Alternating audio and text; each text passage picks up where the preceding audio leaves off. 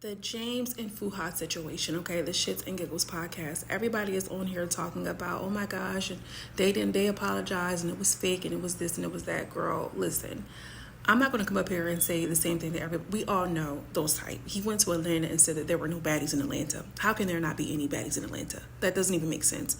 So you're already coming with this idea that you're from Brick. We already know what you like, sir. We already know what you like.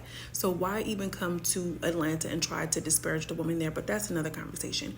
You go into this man's podcast and you sit there and you take all types of shots. Even a lot of people are talking about the comments that they made about black women and what their preference was.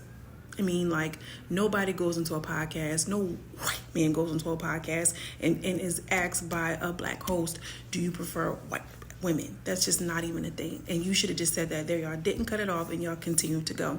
But I want to add that this man was also stirring the pot between like troops in Nigeria. Now, I know that there's a technical term for it, not xenophobia, but like tribalism or whatever the case. And then and then what was it? And there's Igbo. And then Igbo is what? Yeah. They're the ones that are always, they got the scams. They're the greatest scammers in history. According to you, bro. There's no truth to this at all. What is the stereotype? We're just speaking about like a lot of like infighting between Africans who come from different tribes.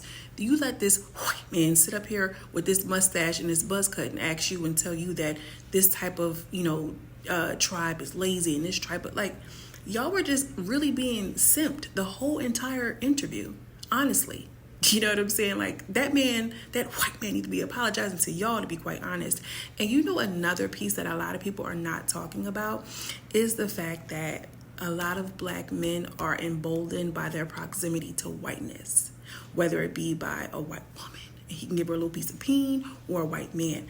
And it's no different, and it's very akin to when the black girls are out here taking, and then all of a sudden they want to wear cornrows and, yeah, what's that, where the malt liquor at?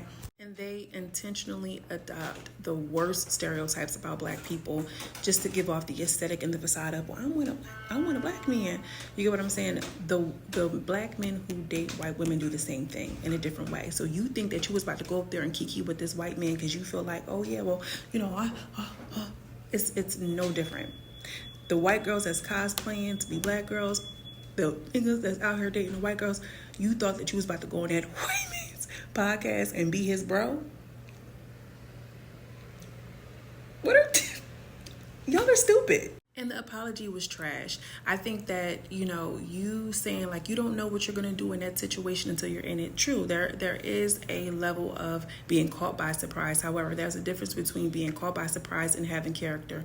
If you are a black person who's ever been in a close relationship with a white person, I'm not saying in an intimate relationship, just having a close white friend, they're going to try you. They're going to see how much they can say. They're going to see what you're comfortable with. Oh, because you're not really like that, right? They're going to see and try and see how much they can get out. You know what I mean? They want to see if you're that type of black person. All right. And because James and Fuhad responded in that way, lets me know that they're that type of black person.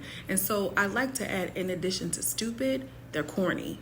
You let this cold-blooded Aryan play in your face and you thought you had a friend. And the people who were actually your real friends, your real supporters, are now clocking it.